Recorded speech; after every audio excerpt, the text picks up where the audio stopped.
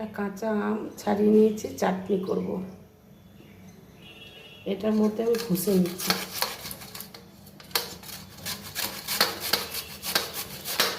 এভাবে পুরো ঘষে নেব।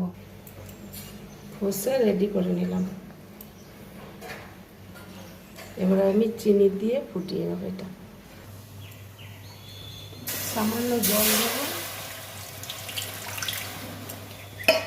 একটা লঙ্কা দিয়েছি ছিঁচে, আর আমটা দিয়েছি।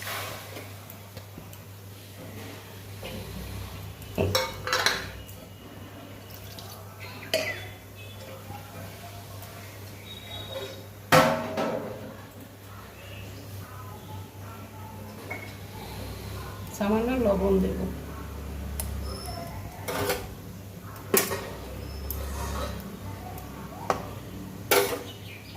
ঢাকা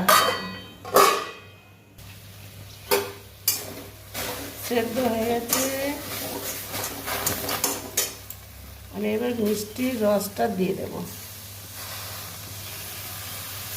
চিনির বদলে মিষ্টির রস, সেই চিনিরই রস আমটার মধ্যে দিয়ে দিলাম। বন্ধুরা, রেসিপি কেমন লাগলো লাইক শেয়ার সাবস্ক্রাইব করে পাশে থাকবেন। আর আমার মতো এরকম চাটনিটা করে খেয়ে বলবেন কেমন হচ্ছে। রেডি, নামিয়ে যাবো।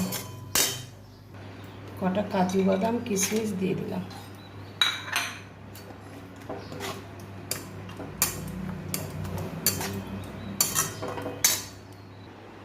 রেডি।